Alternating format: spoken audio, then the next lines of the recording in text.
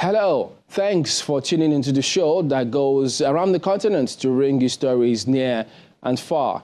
I'm Chamberlain Osoa, Channels Television here in Lagos. I'm joined by Vincent McCory from Voice of America in Washington. Thanks, I'm Vincent McCory at the Voice of America. Happy to be with you again for another edition of Africa 54. Let's start off with the latest from Nigeria. Chamberlain Osoa in Lagos brings you that story. The business of ensuring food security in Nigeria is one that requires every hand on deck, and the trio of the states and federal government, as well as the World Bank, are providing synergy to achieve food sufficiency. Representatives of the three bodies were speaking during the visit of the officials of the federal government and the World Bank to Lagos State for the 8th Implementation Support Mission of the Agricultural Project Appeals. Channels Television's correspondent Titilayo Aberowo reports.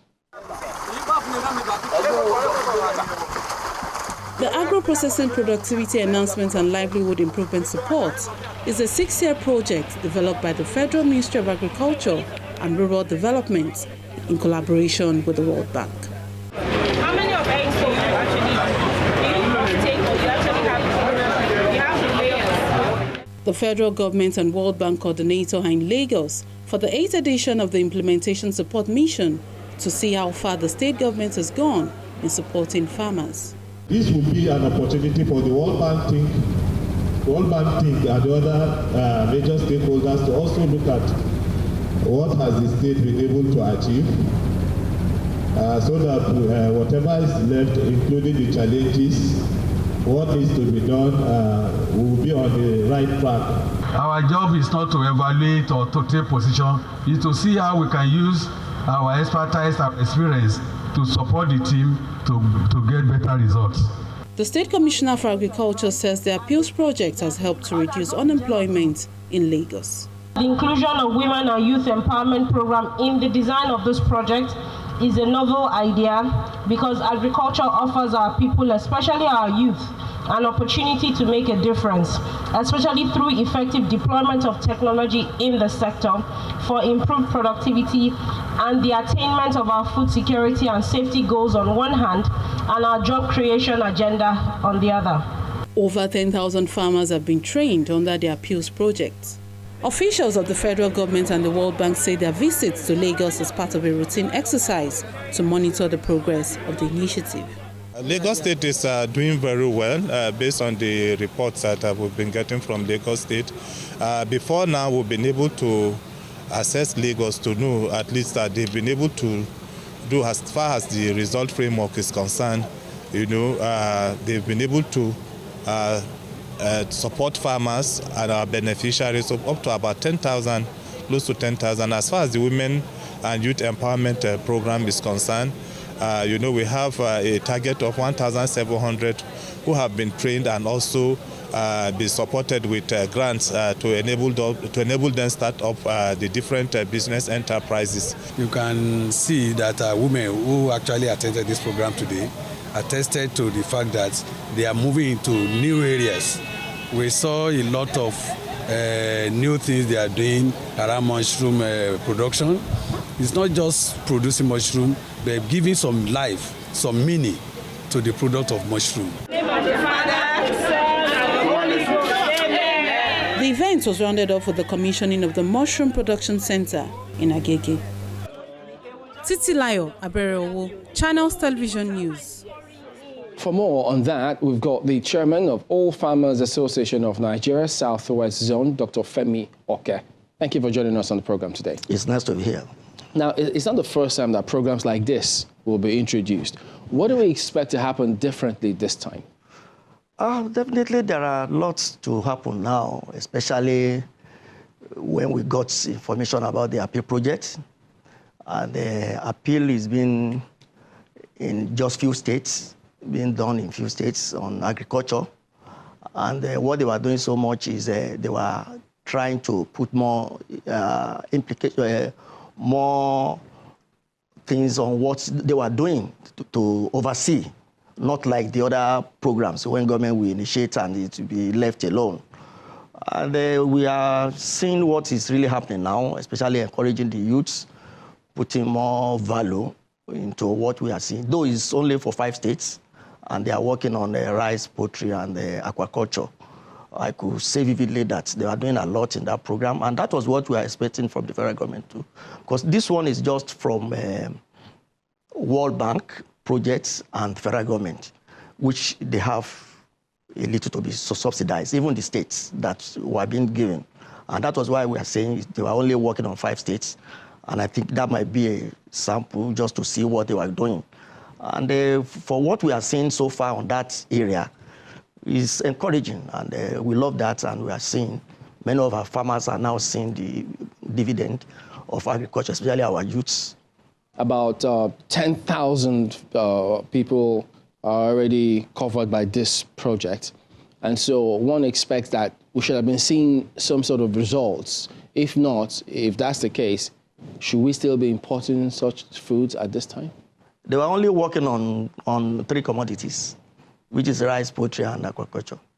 So if they are now bringing in innovation on rice, aquaculture, poultry, that is just a little segregate from what we have in Nigeria of over 200 million.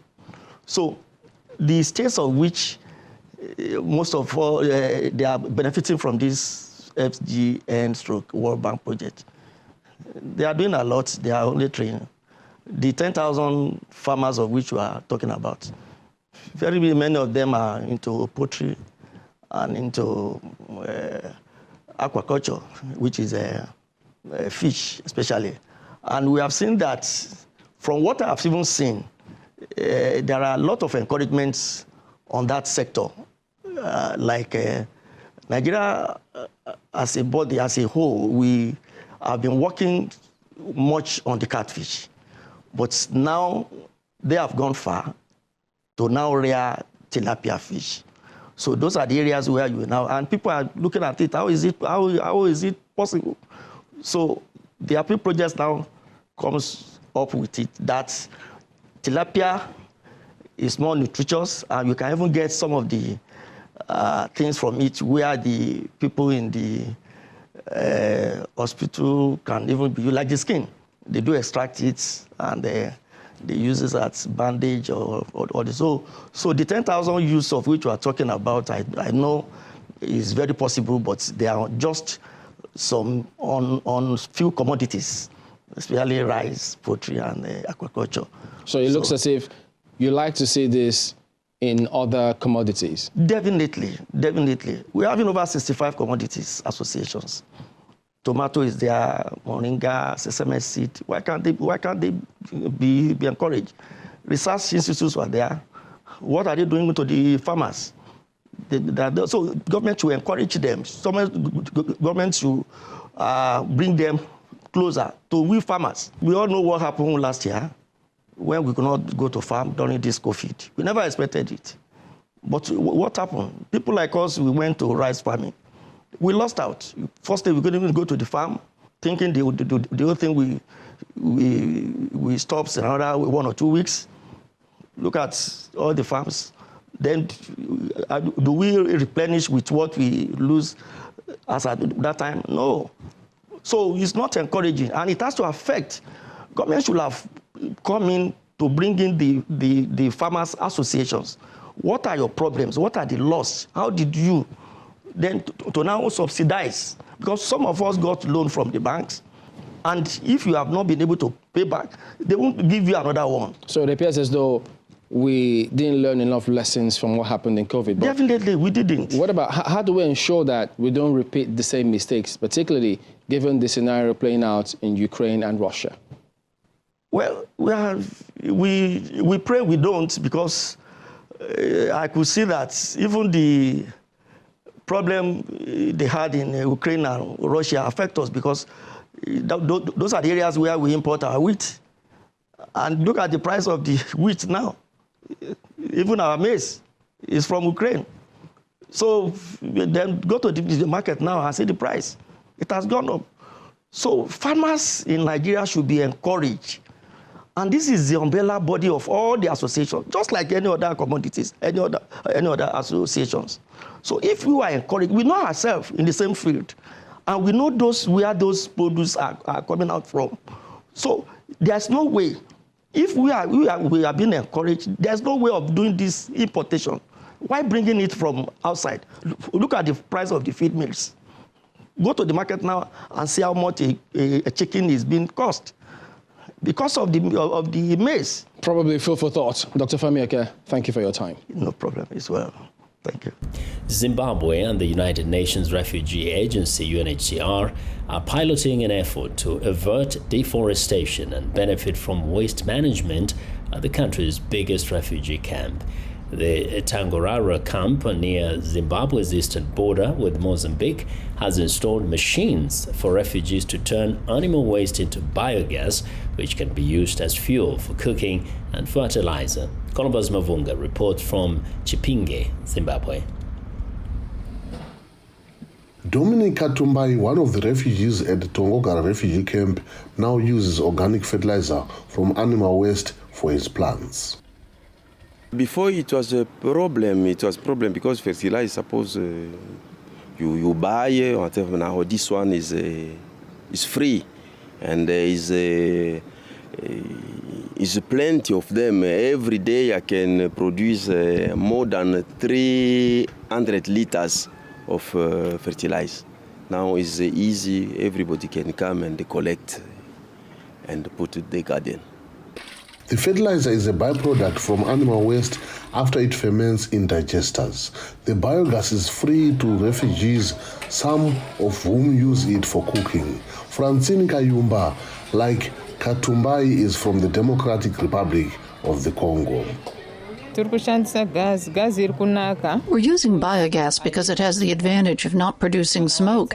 If you put a pot on the biogas stove, it remains clean.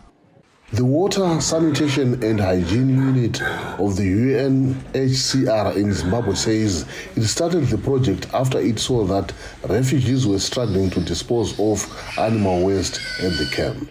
We are now thinking of managing it in a good way, and then we came up with an idea of using the biogas from the piggery as part of the management. And then this year, we started the pilot project of this biogas system. The government hopes to secure more funding to expand the project at the refugee camp, which has about 20,000 people. The biogas project is a cost-saving initiative meant to ensure that refugees get clean energy. Refugees are also integrated into the modern ways of having fuel or green energy. So to us, it's a shot in the arm for the population. Zimbabwe says the project will help reduce deforestation near the Tongogara camp. According to officials, Zimbabwe is losing 330,000 hectares of forest annually, some of it through deforestation for energy use.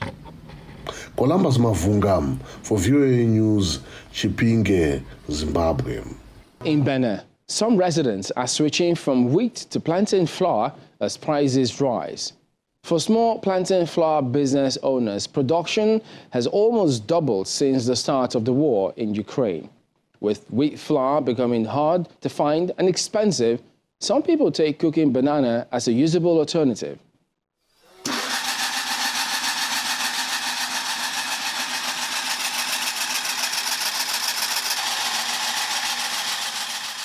Josiane Hodonu's small plantain flour business has almost doubled its production since the start of the war in Ukraine. With wheat flour becoming hard to find, some people see the cooking banana as a viable alternative.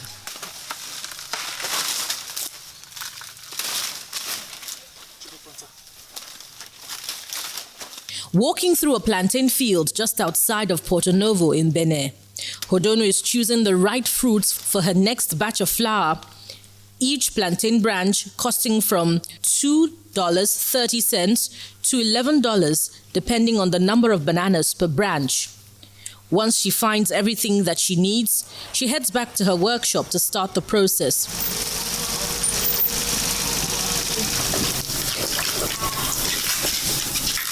Hodonu began producing plantain flour back in 2018 at a very small scale, but lately her production has nearly doubled.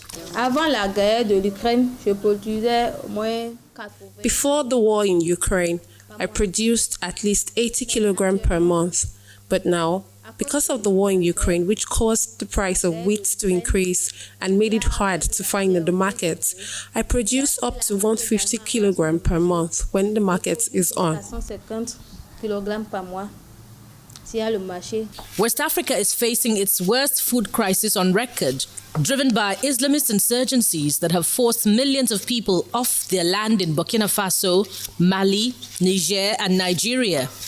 The region has also seen worsening floods and droughts linked to global warming.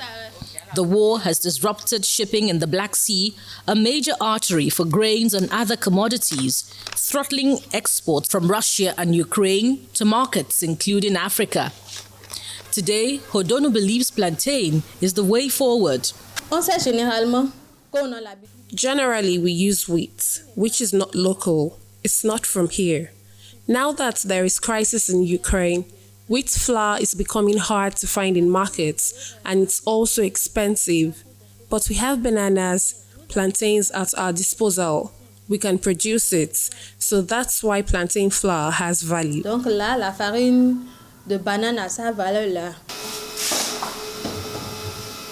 The start was a bit tedious for Hodonu. She was only able to produce 20 kilograms of flour per month because she had to dry the plantain in the sun. Now using a hydrator, she's able to produce more at a faster pace. The rising cost of fuel in Kenya is not only affecting motorists but also tens of thousands of fishermen whose incomes depend on their boats. To reduce fuel needs, the Dutch company Asobo has been renting electric motors for boats on Kenya's side of Lake Victoria and says it cannot keep up with the demand. Juma Majanga reports from Rusinga Island, Kenya. It's a new day at Nyagina Beach on Rusinga Island, and Simon Okeyo and two of his sons are installing an electric-powered motor on their boat, a first for the 69-year-old fisherman. This one is smokeless, it is smooth and silent. The gasoline-powered engine is very shaky when speeding, and that shakiness can easily damage the fish. But this one doesn't shake, even when speeding, so your fish load cannot be damaged.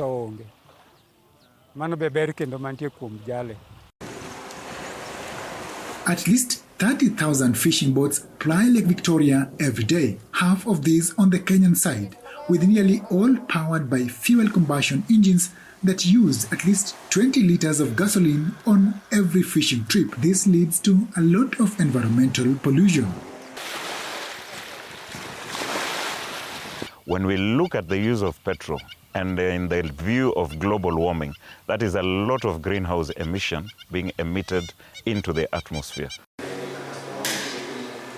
Dutch green startup Asobo has developed a technology that replaces combustion engines with electric motors. The motors are powered by batteries that are charged and rented out together with the motors at a fee that is 25% cheaper than using gasoline. The batteries are equipped with a GPS tracking system for ease of location in case of emergency.